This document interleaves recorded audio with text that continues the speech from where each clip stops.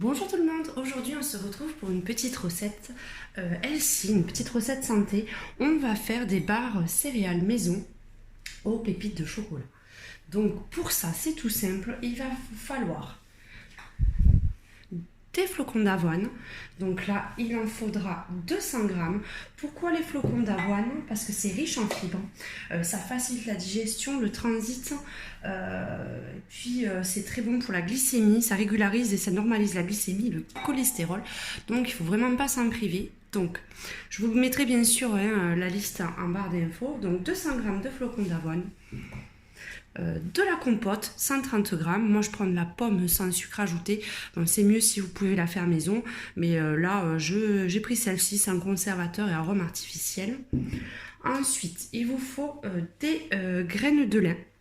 Donc là, il vous en faut à peu près 40 grammes. Les graines de lin aussi, c'est très bien parce qu'il n'y a pas de gluten dedans. Donc pour les personnes, qu'il y a de plus en plus de personnes qui sont allergiques au gluten, c'est quand même pas mal. C'est source de vitamines, c'est bon pour le système cardiovasculaire, le système digestif. C'est bon pour les maux.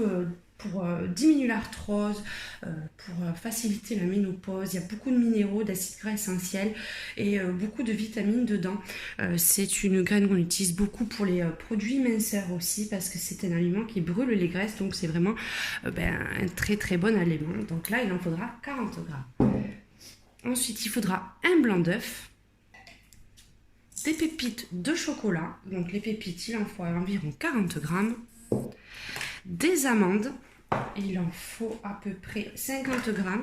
Donc là, elles sont entières. Pour la recette, il faut les mixer. En fait, il faut les concasser pour que ça garde, que ça fasse un petit peu de poudre, mais qu'il reste encore des petits morceaux. Je vous montrerai comment ça doit se présenter. Et enfin, du miel. Il en faut l'équivalent de 2 cuillères à soupe. Donc voilà pour faire nos barres céréales maison. Ensuite, je vous conseille un plat rectangulaire, si possible, en silicone. Moi malheureusement j'en ai qu'un rond, mais c'est pas grave, j'ai des barres qui seront une forme un peu bizarre, mais bon, j'ai pas investi sur un autre plat, j'avais celui-ci, franchement ça va très bien. Et je vous conseille au silicone, ça évite de rajouter de la matière grasse, c'est quand même pas négligeable. Alors ensuite, pour l'ustensile, j'en ai vu en prendre. Moi, je me sers du presse-purée et je vous montrerai pourquoi un petit peu plus tard. Donc, c'est tout simple, on va commencer.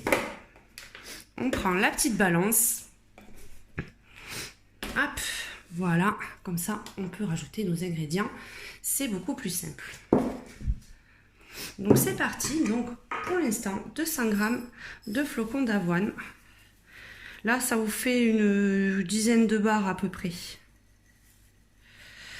Pour la recette. Attention, par contre, ça ne se garde pas non plus une éternité, ça se garde 4 ou 3, enfin 3-4 jours maximum au frigo et dans une boîte bien hermétique. Et bon, je vous montrerai à la fin de la recette. Alors, j'ai bien passé, je pense, pratiquement tout mon pot. Voilà. Bon, hop. On va enlever un tout petit peu. C'est pas, on n'est pas au gramme près, mais bon. Voilà. Donc, 200 grammes. Ensuite, les graines de lin, on a dit 40 grammes. J'en ai pas, je suis pas sûre d'en avoir assez, donc si vous en mettez un peu moins, c'est pas bien grave. Je pense que des fois, là, je vais mettre 20 grammes, bon, peut-être 30. Quoique non, je vais les mettre les 40. Allez. Après, c'est à vous de doser selon ce que vous souhaitez. Mais bon, les graines de lin, c'est tellement bon pour la santé qu'on n'a pas besoin de s'en priver. Ensuite, les pépites de chocolat.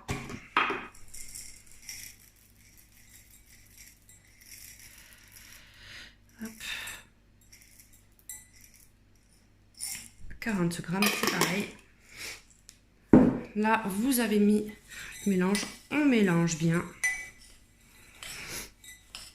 C'est vraiment une recette toute simple à faire. C'est vraiment facile. Alors ensuite, on va prendre les amandes. Donc ça risque de faire un petit peu de bruit parce que je vais les mixer. Donc ne vous inquiétez pas. Donc là, hop, c'est parti.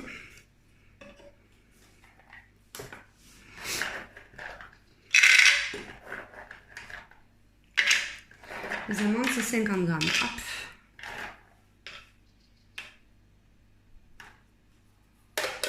en mettre un peu plus parce que j'ai beaucoup de sauce. Hop. Donc là, bouchez-vous les oreilles pendant 2 petites secondes, ça va faire du bruit. Non, ça fera pas de bruit si je ne branche pas la machine.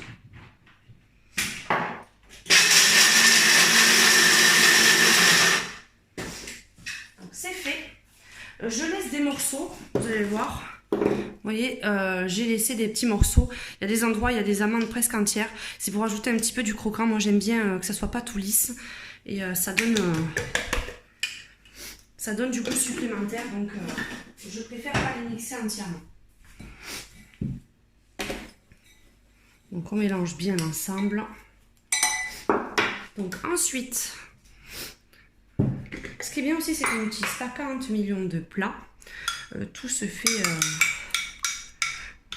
dans mon plat. Donc là, 130 g de compote de pommes. Après, vous n'êtes pas obligé de mettre forcément que de la compote. Vous pouvez mettre...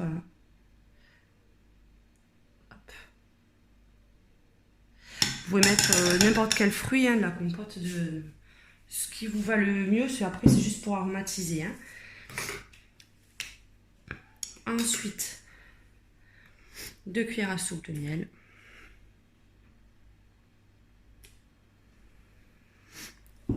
Et on mélange. Alors, il faut que le mélange soit assez collant pour que ça fasse compact après. Donc, n'hésitez pas, si vous voyez que c'est pas assez, que vous avez trop de poudre encore et que ça ne soit, c'est pas assez compact, de rajouter un petit peu de compote de pommes pour le mélange. Donc là, vous voyez, ça fait une pâte un petit peu dans ce style-là. C'est pas de la poudre, donc il faut que ça soit assez compact. Et la dernière étape, notre petit œuf. Donc on va se passer. Donc là, c'est juste pour récolter en fait le blanc, parce que là, il me faut que le blanc. Donc ça, j'avais vu ça hein, à Leclerc, ça va super bien. Comme ça, on récupère le blanc, on peut garder le jaune si vous avez d'autres préparations à faire après. Donc ça évite le gaspillage. Et vous avez, vous voyez, le blanc qui coule en dessous. C'est hyper pratique. J'adore ce petit ustensile.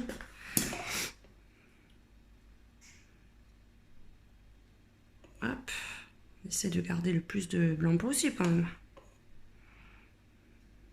Sans percer le jaune, parce qu'après sinon il y a tout qui vient. Allez, voilà. Je le mets de côté.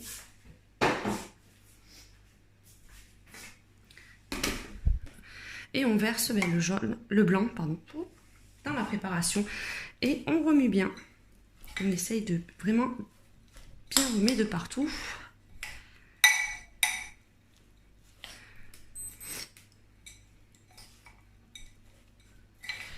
Donc après, c'est vraiment tout simple. Vous prenez votre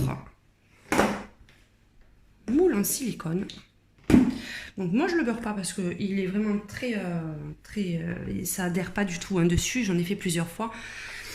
Mais sinon, pensez à beurrer un petit peu votre plat pour éviter que ça colle si vous n'avez pas de plat en silicone. Donc là on verse le contenu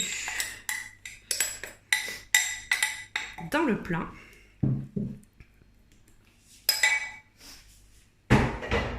Et là, il faut aplatir. Donc, j'ai rien trouvé de mieux que mon presse-purée. Et là, vous tassez bien partout. Donc oui, l'idéal pour faire des barres bien carrées, si vous voulez des barres très jolies, c'est d'avoir un plat rectangulaire. Moi, en fait, j'aurai des belles barres, c'est juste le côté où j'aurai des demi-cercles. Mais bon, franchement, ça me gêne pas du tout. Elles se mangent pareil. Hein. Donc là, on tasse bien. Que ça soit bien compact et qu'à la cuisson, en fait, vous ayez des barres bien compactes. Vous inquiétez pas, ça reste quand même assez moelleux à l'intérieur.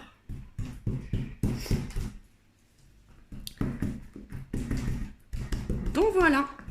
Maintenant, il suffit de l'enfourner 25 minutes à 200 degrés. Et on se retrouve après pour le résultat et la découpe. Allez, on se retrouve dans quelques minutes. Donc voilà, au bout de 25 minutes, on peut sortir le plat du four. Donc faites bien attention parce que c'est très chaud. Et là, pendant que c'est chaud, on va couper hop là, les barres. Donc faites bien attention si vous utilisez un moule en silicone de ne pas le couper. Bon, moi j'ai l'habitude, donc j'arrive encore à pas l'abîmer. Donc on coupe nos petites barres.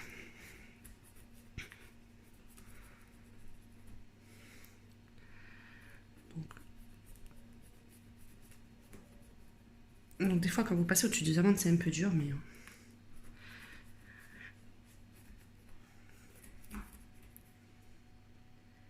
Hop.